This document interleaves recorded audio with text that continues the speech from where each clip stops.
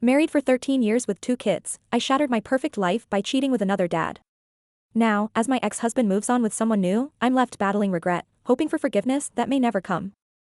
You can call me Sophia and my husband Henry, who is 33 years old. We've been married for 10 years and together nearly 13. We have 2 children, a girl aged 9 and a boy aged 8. Henry is the only man I had been with prior to my affair, while Henry had 3 previous girlfriends prior to dating me. We had a great marriage full of love, laughter, and a blessed family. Though we had been married for a number of years, our intimacy was completely fulfilling for me, and I believe it was for Henry too. Now for the part where I ruined everything. I met a man, call him Adam, at my daughter's soccer practice. He was a parent of a 6-year-old girl who was playing in the league below my daughter. He worked from home and was able to attend soccer practice and games. Initially I spoke to him as part of a group of parents as we stood on the sidelines watching our children. These chats led to an uncomfortable conversation where he told me he had strong feelings for me. I clearly told him I was happily married and we'd have to stop speaking with this. He backed off while I rebuffed his advances. For some reason I liked the attention. I know it was so wrong now, but I want to be honest here and tell you what I was feeling. Eventually he brought his feelings up again and asked if I'd meet him for a coffee at a shop in the next town over. At first I told him no, but then decided to meet with him, making it clear it would only be this one meeting for coffee and nothing more. I know now, just talking to him was cheating and totally disrespecting my husband and family, but I couldn't stop it. At the end of our private meeting before we left to go to our children's practice, he told me that he wanted me to come to his house tomorrow at the same time. He gave a piece of paper with his home address. I said, no, I can't. But with that he gently kissed me. And I'm ashamed to say, not only did I kiss him back, I kissed him again, when he pulled away. The next day we met at his house and did it. There was no talking before or build-up. We just did it. As I looked around and saw photos of his beautiful wife and child, I became so obsessed with myself. I also started thinking about Henry and our kids and burst out crying, telling Adam I couldn't do this again. We cleaned up, got dressed and left in our cars for practice for the next week. I avoided Adam at soccer practice, and when I did eventually spoke to him again, I told him I didn't want to see or speak to him ever again. With this, he handed me a note with the name and address of a hotel in the same neighboring town. He said he wanted me to meet him there tomorrow at our special time, but would understand if I didn't come. I just told him, no, I can't, and left that night. I stayed up all night thinking about this situation and how it would destroy my marriage and family if this ever became known, but foolishly thought it was unlikely, as we never called or texted, and all of our communication were verbal or via these handwritten notes. My intention was not to go, but I broke down and did it again. As with our first meeting, it ended with me crying and telling Adam we cannot do this again. This time he agreed with me, but he added that our lovemaking was worth the risk. We parted and this time remained apart for a full month with no contact, outside of brief conversations at soccer practice and at games, while talking with other parents. What's most disturbing is that at one of the games, my husband, Henry and Adam, ended up talking, not just talking, but having a deep conversation for over 20 minutes. This made me feel terrible, but in a way, it excited me in some twisted way. Fast forward to midday. The day my husband discovered my affair and the absolute worst day of my life. Adam and I spoke at soccer practice the day before and agreed that we can no longer meet as we were both happily married and loved our spouses and children. However, and here's where I made a really bad mistake, we agreed to meet one final time. I know, people. Some of you here are not going to believe me, but it's the truth. D-Day was to be our final time. I didn't want to meet at Adam's house as I couldn't take seeing the photos of his wife and child, so I offered to have him meet me at my home. The plan was for him to park on the adjacent street and walk over to my house, then walk up to the side door where I would let him in. It was lightly raining and no one was out on the street, so I thought he did so undetected. I took him to our home office on the 2nd floor, which has a guest bed, and that is where we got together. I want to say I would have never done anything in our marital bed like we did at Adam's house, as I have too much love and respect for my husband, since this was going to be our last time. There was a lot of hugging and kissing just before we really got into it. My husband Henry came into the room and stood beside the bed recording. I don't know how long he had been there before. He said, "What the hell is going on here with this?" Adam and I quickly jumped up and separated and I just started crying, telling Henry I'm sorry and could explain everything. Explain what? I don't know. But at the time, it was all I could think to say. I don't know what got into Adam, but he completely panicked and tried to rush past Henry, who was blocking the door. Henry is over 6 foot and weighs nearly 230, while Adam is about 5'10" and weighs about 160. So he bounced off Henry, falling back to the floor. He got up again and attempted to charge at Henry, but this time Henry stepped forward and pushed him back hard in the push. Send Adam lying back where he hit one of the window screens and fell backwards out the window, landing on a large bush we have in front of the house. He had no clothes on. I cried and begged Henry to stop as he was going to hurt Adam. And I didn't want him, Henry, to get in trouble with this. Henry just gave me a mean look and ran down the stairs. I was afraid he was going to beat Adam and was so fearful my husband would get in trouble with the law. I watched from the window, wrapped in a blanket, and saw Adam still laying in the bush, trying to extract himself. I could see he was scratched up and hurt, but didn't appear seriously injured. Henry emerged from the house holding Adam's cell phone and started shouting at Adam to give him his passcode. Adam started begging for mercy, pleading with Henry not to hurt him and not to call his wife Kate. Henry got angry and told Adam to give me the freaking code or you're going to suffer with this. Adam quickly gave him the code and Henry entered it into the phone. Henry then called Kate and told her who he was and explained that he was standing here with her husband wearing no clothes. Who? He just caught having sex with his wife. After some additional back and forth and comforting talk, he gave Kate our address and ended the call. I then saw our next door neighbor walking over. He asked Henry if everything was all right. Henry told him no, but said he'd be okay. Henry then thanked him for calling him and explained he caught us in the act. Our neighbor said he knew something was up when he saw a man sneaking around outside the house. He said at first he thought he was robbing the place until he saw me answer the door and let him in. The neighbor told Henry he just had to call him. Henry told the neighbor he was going to call the cops as he wanted to report the situation. Hearing this, Adam began crying and pleaded with Henry not to do so. At this point, he was still naked and had began shaking violently. I shouted down to Henry, asking him to please not call the cops, but he ignored us and called. They came within a few minutes. Henry and our neighbor met the officer out at the curb where they spoke for several minutes, pointing at the neighbor's house and then up to the office window. Next, they walked up to the bush where Adam was hunched over, weeping. The officer asked Henry if he could retrieve his clothes, and Henry said he would do so. When I heard Henry open the door, I ran to the top of the steps, crying and telling him how sorry I was and how much I loved him, but he never looked up. He just gathered Adam's clothes and shoes off the floor and stairs and went back outside. The officer took the clothes from Henry and handed them to Adam, and he clumsily got dressed. The sight was humiliating. Adam was hyperventilating and still violently shaking at this point. I had never seen anyone do this and realized it was probably from a combination of nervous fear, shock, and from being cold, as it was only about 55 degrees. I stood at the window while the officer questioned Adam, but they couldn't see me because of the screens we have on our windows. He told Adam to settle down and relax, which he eventually did. Adam said it was all his fault and he deserved it. He explained truthfully what happened and said he charged at Henry as he just wanted to get out of there. The officer asked him if Henry acted defensively or offensively when he pushed him. Adam replied that it was defensively. I was relieved Adam didn't falsely accuse Henry. Soon a number of neighbors gathered out front. The neighbor who reported me to Henry was explaining to them what was going on. I was so embarrassed and just cried harder. Now back to the police officer and Adam. The officer asked him if he wanted to press charges. Adam said he didn't and said he just wanted to leave and promised to never bother our family again. After this, Adam's wife Kate pulled up out front. My husband walked out to greet her where they spoke for a minute or so. Adam ran over to her crying and saying he was sorry, but she didn't even acknowledge him. The officer spoke to her and I could faintly hear her say she wanted Adam to stay away from her. The officer then told Adam to step back. He did. Took a step back and looked betrayed. And he started ugly crying. The officer spoke to Henry and Kate for a few minutes, then walked into the house to speak to me. He called up the stairs and asked if I could come down and talk with him. I said okay, but asked him to give me a minute so I could get dressed. The officer then took my statement at the end of our conversation session. He said that my husband requested I voluntarily leave the home. I told the officer I didn't want to and that I needed to speak with my husband. He said he understood, but explained it would be best if I left. At least for tonight, so things could calm down. I cried so hard. He then asked if there was anyone I could call. I told him yes, my parents.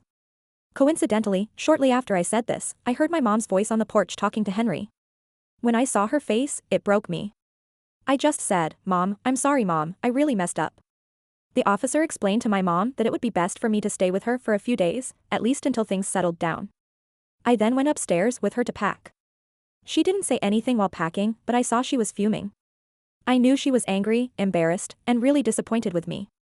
When we came downstairs and walked outside, only the officer was there, along with several neighbors who were still out on the sidewalk talking. The officer explained that Henry had gone to pick up the kids at school, that Henry would be taking them to practice and then out to eat. He said, Henry asked that I close and lock the door and Henry would call me in a few days to talk. When I got back to my parents' house, both my mom and dad scolded me for destroying my marriage. I just said I was sorry and explained that I was going to win back Henry's trust. My dad told me that was never going to happen and that I should start preparing for divorce. With this, I burst out crying and Mom asked him why he'd say something like that. He just said, because it's true. For the next 2 days, I texted and called Henry, but he didn't respond. Then on Wednesday evening, he sent a text stating we could meet on Saturday morning at our house to discuss next steps. He also wrote in the text that he had already explained to our kids what happened, so they were fully aware. I couldn't believe he did this without me. I thought they must hate me now. In a separate text, Henry said he filed charges against Adam and secured a 30-day temporary restraining order. I hated hearing this as I just wanted this nightmare to end.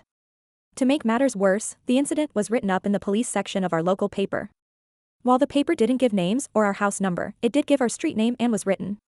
So it was obvious what happened, add in. People knew from gossip, so everybody must have known it was about our family. Saturday came and I was both excited and nervous to see Henry again. My dad and Mom drove me and stayed out on the porch as Henry and I met inside. I told them they could leave, but Henry said he wanted them there as he didn't trust being alone with me. Seriously? I went in to hug him and he just held up his hands, keeping me away. We sat down and he handed me separation papers. I broke down crying and told him, no, please don't do this. I pleaded and again told him how sorry I was, and I loved him, only him.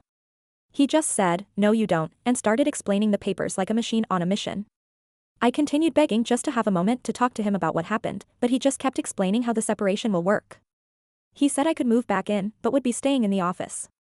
That was still just the way I left it. He then said he was splitting our bank accounts $5,050 and we would split the equity in the house if it ever sold, but explained he wanted me to surrender any claim to his for a $1,000. He then went on and explained that starting next month I would be required to contribute 35% of our living expenses, including the mortgage insurances, utilities, car payments, food, etc. This would be about $20,300 per month since I didn't have a job. I would need to pay him for my half of the savings. He explained that all of this was clearly detailed in the separation agreement and that I needed to get a lawyer to review it. I told him I don't want to get a lawyer, I just wanted to talk to him about us. He calmly but firmly said there's nothing to talk about and said he just wants to officially separate from me.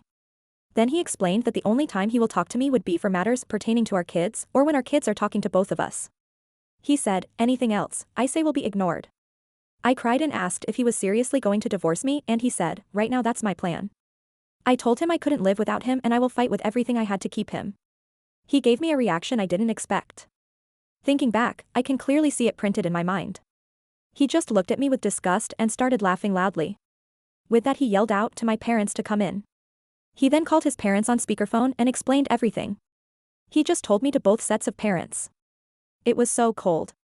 It was like a business meeting. All the while for me, it was torture. I just apologized to Henry and our parents and said I was going to fight to save my husband and family. This all went down this morning and now I'm here in the office writing this post at 2 a.m. as I can't sleep. Talking to my sister earlier, she gave me great advice and said I might also want to share my story online to see if any readers might offer some additional suggestions that could be helpful. So here I am. What should I do? Have I broken my marriage beyond repair? Is there any chance of getting back the beautiful life I destroyed? Or is it gone forever? All responses, even bad ones, are welcomed. Right now I just feel like an outcast with no one to turn to. My sister has been great, though she too is disgusted with me. Thank you in advance for reading this and for any replies you send. Sophia, not only have you destroyed your marriage, you have forever changed the relationship you have with your children, your parents, and everyone in the community. Something similar, though not as dramatic, happened to my sister 6 years ago. Her husband divorced her, and everyone in our small town still refers to her as the homewrecker. Good luck. Do you know how much danger you put your husband in by bringing this strange man into his home? In the heat of the moment, your lover could have seriously hurt Henry by knocking him down. Or your lover could have been seriously hurt or worse, when he fell out of the window. Your husband could be facing prison time now, all because of you. You are and beyond awful. I was in your shoes, 7 years ago. I know you're not going to want to hear this, but the best thing to do is to divorce. My loving husband took me back, but our marriage was never the same. He never touched me again and instead began a relationship with his now wife. He met her through the one-sided open marriage I offered him. We finally divorced 2 years ago. A lot has happened in my life since I last updated. I first want to thank everyone who responded to my original post. Reading all the responses helped keep me going, even though many were very critical of my actions. I can say from experience that not every story has a happy ending. In fact, some endings are just terrible. Henry and I are now divorced. I tear up just typing those words and still can't believe it. It's just a nightmare. If you remember from my original post, my husband and I were back living together in our home even though we were legally separated. Things were cold between us for the first month, but then he started to come around talking to me more and even laughing and joking with me and the kids. I was feeling good about our progress, and Wisconsin, and we could still reconcile, but only if we kept on the path we were on. Then, out of the blue, for months into our separation, Henry said he wanted to talk with me alone, without the kids. I thought this was going to be a discussion about us taking the next step towards reconciliation, but instead he told me he wanted a divorce. I was completely devastated. I know all wives that did what I did use that term a lot in these posts, but I can tell you I truly was. Henry explained that while he will always care deeply for me as the mother of his two beautiful children, the love, passion, and trust he had for me is gone. I tried everything to change his mind, but it was already made up. I broke down and we hugged. But I could tell it was not a hug of a husband and wife. It was more like two friends since we had been separated nearly 4 months and had already agreed to the division of assets and custody in the separation agreement. The divorce went quickly and was finalized in February of this year. Henry treated me fairly. He bought out my equity share in our home and even gave me an additional $10,000 as he wanted to make sure I was able to maintain a good home for our kids, even though I had a nice sum of money from the divorce. It was not enough to buy a home, nor was it enough to live on for the rest of my life. So I ended up taking a job at a new donut franchise just down the street from our kids' school. I know the woman who owns the franchise, so I contacted her about working there, and she hired me on the spot. Contrary to what you might think, I love working there. The owner is very nice and understanding. My coworkers are awesome and our customers are super friendly. I kind of wished I had gotten a job while I was married, as maybe things wouldn't have turned out like they have. How does the saying go? An idle mind is the devil's playground or something like that. Oh well, I can't change the past. Buckle up for next part. As for Henry, a month after our divorce was final, he announced to his family and friends that he and Kate were officially a couple. Not only that, they were expecting a child in August. I ended up finding out through my kids, who were excited about having 2 new siblings, the new baby and Kate's daughter. This news about the Lutely destroyed me. I just couldn't believe Henry would do this and then not tell me about it himself. It's obvious Henry and Kate were seeing each other while we were separated. In fact, the gossip is that they started their relationship right after D-Day. We live in a no-fault state, so it doesn't matter anyway. Unlike Henry and I, Kate decided to divorce Adam right away since the house they were living in was gifted to her and they apparently had little savings. Their divorce was final months before ours. As for Adam, it's a sad story. He was very broken up by the divorce. And on Halloween of last year, he was picked up for a DUI. Apparently, this was his second such violation. Kate used this to get full custody of their daughter. And now he only has supervised visitation, which occurs at Kate's parents' house as Henry and Kate don't want to see him. On top of that, Adam is deathly afraid of Henry. I learned this through gossip but didn't need to. I remember D-Day and how it all went down. I think it's dirty and cruel for Kate to do this to her child's father, even though she may hate him. But I understand why she did what she did. Kate and her daughter are now living with Henry and my kids in my house. Of course, it's no longer my house, but I still think of it that way. This whole situation really depresses me. So I try not to think about it, but still do nearly every minute of the day. I try to convince myself that this whole thing with Kate is just a phase for Henry, just like I went through with Adam. Kate is pretty and young. She's 26, so she's like a new play toy for Henry since they were brought together under stressful circumstances. I don't think their love is genuine. I still hold hope that one day Henry and I will reunite, but I wish him and Kate the best. Last week I was advised that my contact with Henry will be limited further, as he advised me that we will only be talking about our kids via email starting on Wednesday this week. Henry said Kate has been communicating with Adam this way and he wants to do the same to me. Hearing this so bluntly broke me even further. I know Kate had to put him up to this as he would never cut me off like that. As for me, I've recently been spending most of my time decorating my new apartment and making it a comfortable place for my kids. It's only got 2 bedrooms, so things are a little crowded, but we make it work. I wish I could go back and change the past, but I can't. So now I'm just moving forward, one baby step at a time. That's where things are today with me. Thank you for listening to my story. That was Sophia's story, a story with a series of choices with consequences. Some light as feathers, others heavy as stones. Sophia's choice to cheat with Adam was one such stone, well, a huge stone sinking her into the depths of regret. In the end, sharing her story might give her breathing room and a sense of relief. What is your take on this? Is she fair in her comments about Kate? Let us know down below. Before you go, give the like button a cat, but don't mention it. Feral.